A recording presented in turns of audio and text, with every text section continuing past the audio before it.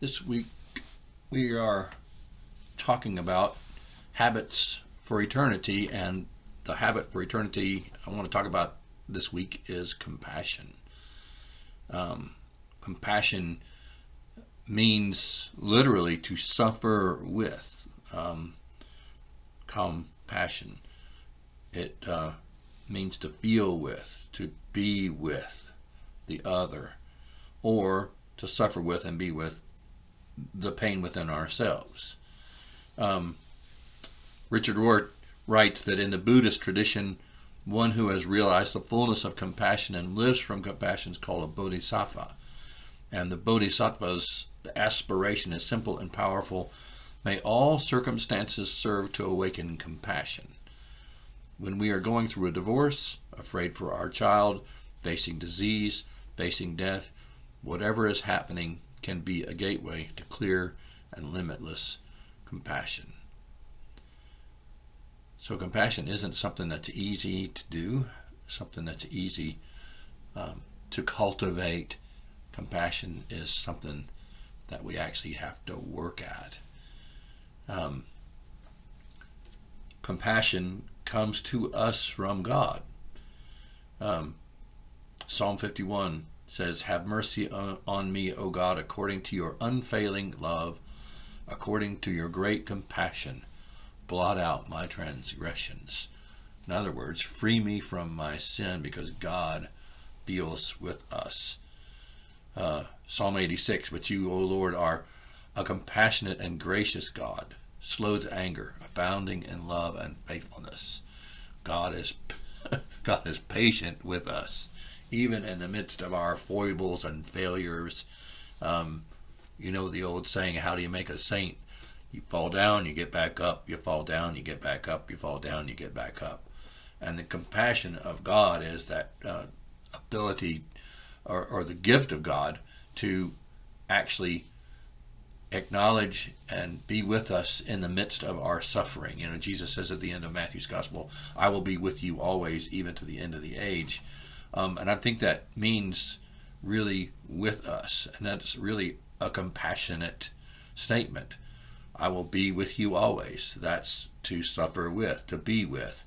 So one of Jesus's last promises in Matthew's gospel is he will have compassion in us, with us, for us. And Jesus practiced compassion when he was here on this earth. In Matthew's gospel, it says, "When Jesus heard what had happened, he withdrew by boat privately to a solitary place. Hearing of this, the crowds followed him on foot from the towns. When Jesus landed and saw a large crowd, he had compassion on them and healed their sick." So here's Jesus trying to get away for some quiet time, trying to get away for an opportunity to get some rest and relaxation and re-energize. And instead, he gets to the other side of the sea, and there's a crowd there waiting for him when he arrives.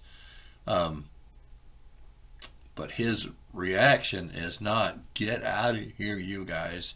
His reaction instead is compassion. He is willing to suffer with them, and he recognizes their need, and gives away a part of himself for the sake of those who are waiting for him there on the shore.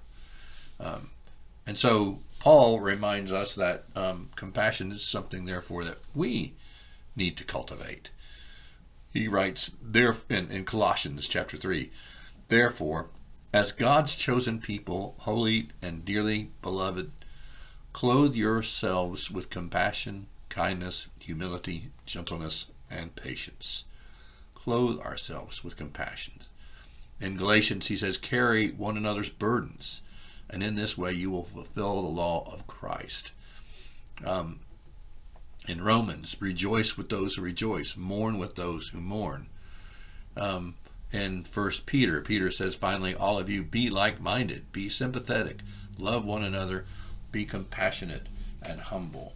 So part of the Christian life is a willingness to try to, as best we can, cultivate compassion. learn to be compassionate. And how do we do that? Like Richard Rohr said at the beginning, we sort of have to bite the bullet and be willing to walk into the midst of all of that stuff. Going through a divorce, afraid for our child, facing disease, facing death, whatever is happening can be a gateway to clear and limitless compassion. We're willing to be in the midst of the pain. Oh, I see. Even I hate saying that. Never mind knowing that people may hate hearing that. But yeah, being willing to live in the midst of the pain. And by living in the midst of the pain, we cultivate an ability to be compassionate, ability to be willing to suffer, not only with ourselves in the midst of our own failures and foibles, but to be able to see that need for compassion for others. We ask for God to be compassionate and merciful to us, then that means we're called by God to be merciful and compassionate to others. It ain't easy. Like I said, Jesus tells stories about compassion all the time. The most classic one, of course, is the Good Samaritan. You know, the man going from Jerusalem to Jericho, he falls among robbers. They strip him, beat him, leave him half dead. A priest comes by and passes by on the other side. A Levite comes by, passes by on the other side. But the Samaritan, remember, Jews and Samaritans do not like each other. This would be like you pick your least favorite kind of person in the world, and you see him or her on the side of the road, and have compassion. He had compassion. He went up to him, bound up his wounds, pouring on oil and wine, set him on his own animal, brought him to an inn, and took care of him. Wow. So compassion means being willing to see suffering and be willing to engage suffering in ourselves and in our neighbors.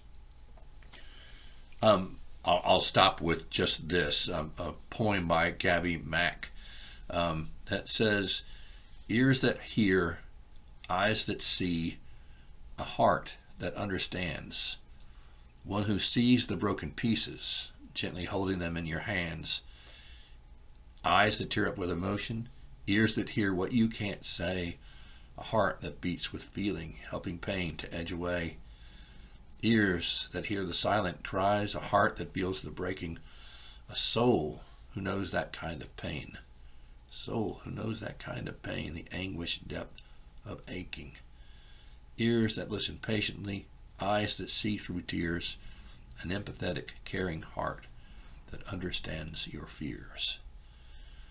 That's a poem about compassion. Ears that hear, eyes that see, a heart that understands. So, may we be, in the course of our striving to follow Christ, striving to be more like Christ, striving to be imitators of Christ, ambassadors for Christ, may we be willing to practice compassion as best we can, day by day.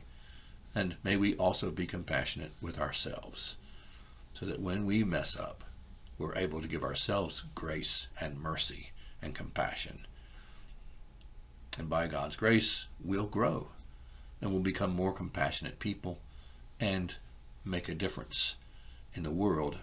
So we'll become more compassionate by one person. And if each of us do that, slowly, day by day, the world becomes a more compassionate place by God's grace. Blessings to you all.